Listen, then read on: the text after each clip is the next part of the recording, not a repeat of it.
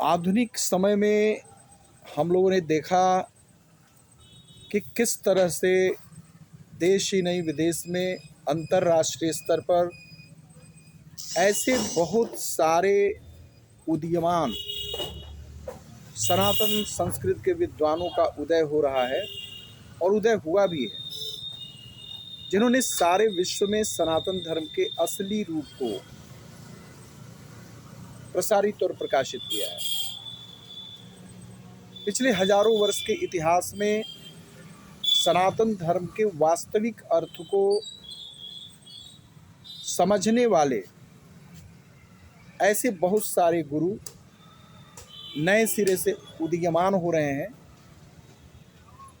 यद्यपि वह भी तब जबकि हजारों साल तक वैदेशिक आक्रमणकारियों ने षड्यंत्रपूर्वक आक्रमण करके हमारे गुरुकुलों को और विश्वविद्यालयों को तोड़कर यह प्रयत्न किया कि भारत का सनातन धर्म और भारत की सनातन संस्कृति भ्रमित हो जाए और लोग भूल जाएं कि वास्तविक सनातन संस्कृति कैसी है।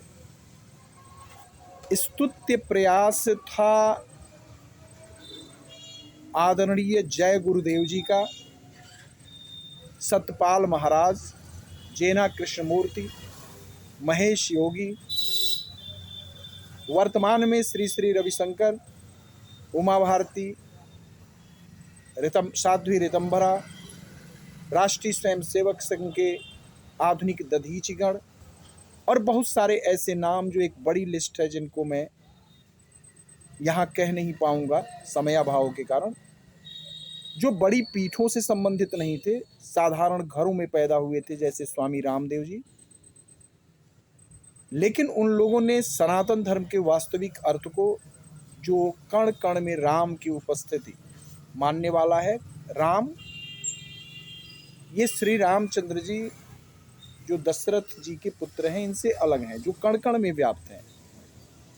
श्री रामचंद्र जी भी आदरणीय हैं, देश के महानायक हैं, लेकिन जो राम कण कण में व्याप्त हैं वो ब्रह्म स्वरूपा है। ओम में जो मौ है उनकी उपस्थिति की बात होती है। तो कण कण में ब्रह्म की उपस्थिति, कण कण में ओम की उपस्थिति, मौ की उपस्थिति, राम की उपस्थिति मानते हुए कोई जातिगत भेदभाव नहीं, सभी सनातनियों को एक जैसा मानना और एक जैसा मानते हुए सभी को एक समान महत्व देना और योग्यता के आधार पर सभी सनातनियों को आगे बढ़ने के अवसर देने में विश्वास करना। ऐसी स्थिति में सनातन धर्म का एक और जो वैज्ञानिक रूप है वो तेजी से सारी दुनिया में फैल रहा है, लेकिन ग्राउंड लेवल पर, तृणमूल स्तर पर, जो धरातल है, हमारे गांव, गली गलियारे, वहाँ सनातन संस्कृति से प्रेम करने वाले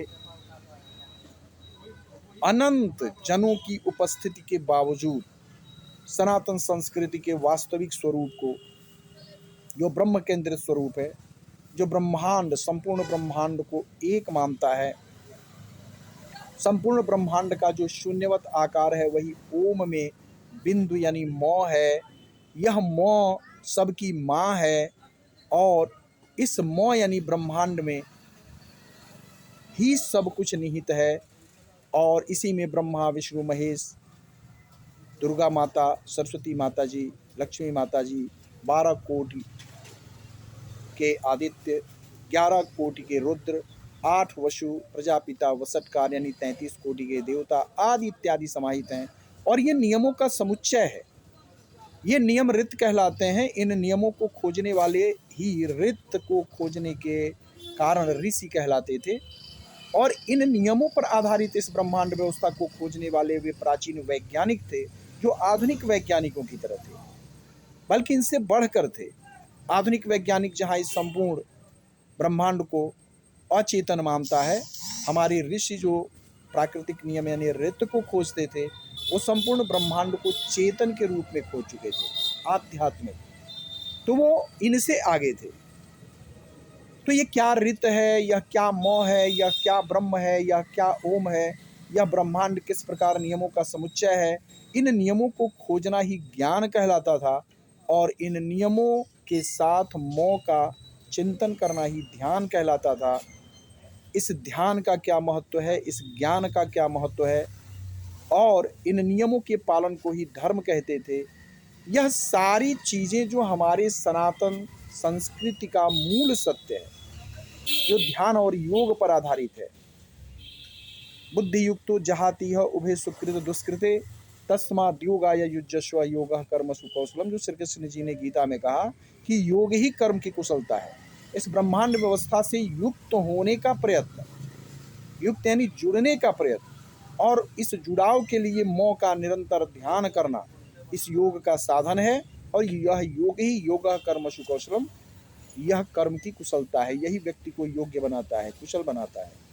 ऐसी ऐसी जो मूल शिक्षाएं हमारे सनातन धर्म की हैं, इससे ग्राउंड लेवल के हमारे गांव गली गलियारे के लोग, चूँकि गुरुकुल गांव-गांव के जो थे वो तोड़ दिए गए, विश्वविद्यालय हमारे तोड़ दिए गए, तो लोग सनातन धर्म की मूल शिक्षाओं से वंचित रह जाते हैं, अपरिचित रह जाते हैं। और गांव के लेवल पर जो शिक्षण के प्रबंध हैं, उनमें इन पर ध्यान नहीं दिया गया है। इसलिए आइए नई पीढ़ी में हम जो हमारे सनातन धर्म के मूलतः वैदिक औपनिषदिक योग, ध्यान, ज्ञान आदि की मूल अवधारणाएं हैं, इनसे अपने गांव गली गलियारे के लोगों को परिचित कराने का अभियान करें। आज अभी भूमिका में इतना ही। अगली कड़ी में, अगले श्रृंखला में मैं सनातन धर्म के इन मूल अवधारणाओं पर प्रकाश डालने का प्रयास करूंगा। आज इतना ही। वंदे मातरम।